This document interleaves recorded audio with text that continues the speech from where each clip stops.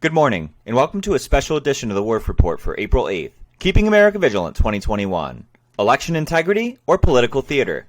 At least 4 states, Arizona, Wyoming, Washington, and Kentucky, have passed new laws related to election procedures in a variety of methods, but it seems some states may have ulterior motives in what they're doing.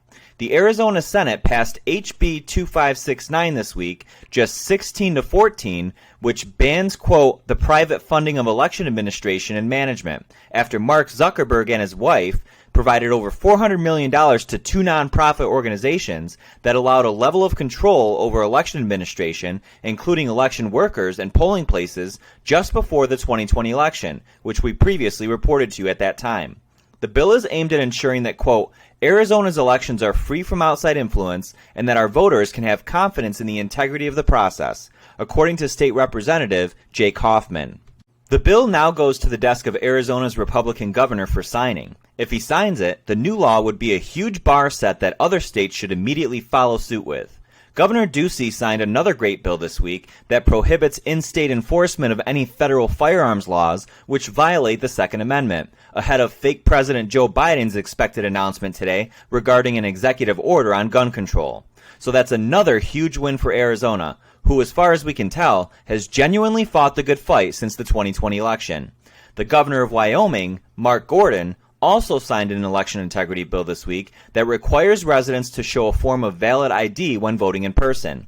Dems are crying voter suppression as usual, but you know what? It is voter suppression. It's suppressing the vote of people who are not legally allowed to vote. It's kind of the whole point. So shove it, Dems. This move also has some signs of political theater, however, as it does not affect people voting by mail, which is the bigger issue here. The election fraud of 2020 didn't happen by 600,000 people voting in person without ID at 1 o'clock in the morning. So what's the point here? But at least it's a baby step in the right direction. Do not let up, Wyoming. Demand more. It seems like they're just trying to appease people with this, so stay vigilant. Kentucky's governor also signed an election bill this week, but while it does have some great items in it, it still seems to keep some questionable avenues wide open for fraud. The bill, HB 574, allows for early voting on Thursday, Friday, and Saturday before an election day, but requires all ballots to be due and counted on election day. It also approves an online portal for absentee ballot registrations, a requirement for drop boxes, creates official recount procedures, and a requirement that any voting machines purchased in the future must generate a paper trail. Okay, but don't Dominion machines do this? They just won't let us see them. And surprise, surprise, it's being reported that, quote, county clerks expect to be buying a lot of new machines in the coming year as the old ones are getting worn out. I'm sure they are. This bill seems like Democrats got the better end of the stick from what we can see, and CNN is touting it as a model for other red states, so you know it's got to be garbage. Wake up, Kentucky. Do not let them pull a fast one on you. Governor Inslee in Washington also signed a bill this week that will automatically restore voting rights to people convicted of a felony upon their release from prison, regardless of whether or not they're on community supervision.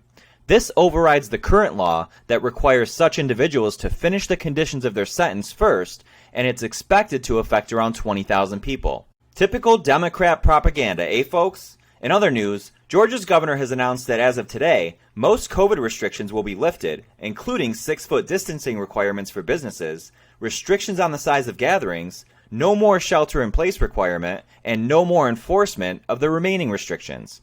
Service employees must still wear masks, but it's unclear on whether or not this can be enforced under the new directive. All in all, folks, it seems that in most places we're starting to head in the right direction in the areas of both election integrity and COVID-19, but we still have a long way to go. And as we previously stated, we can never really fully move forward as a country until we first move backwards to the 2020 election and fix that whole heist that took place. Thanks for watching, America, and please, if you haven't done so already, support our channel by signing up early for our new platform at thewerffreport.com. Once we finally migrate over, we will not be uploading our segments anywhere else, and you'll need a subscription to watch to help us keep doing what we're doing. We appreciate your support, and we love you all. This has been a special edition of the Werff Report for April 8th, keeping you vigilant, America, 2021. God bless you all, God bless President Trump, and God bless America.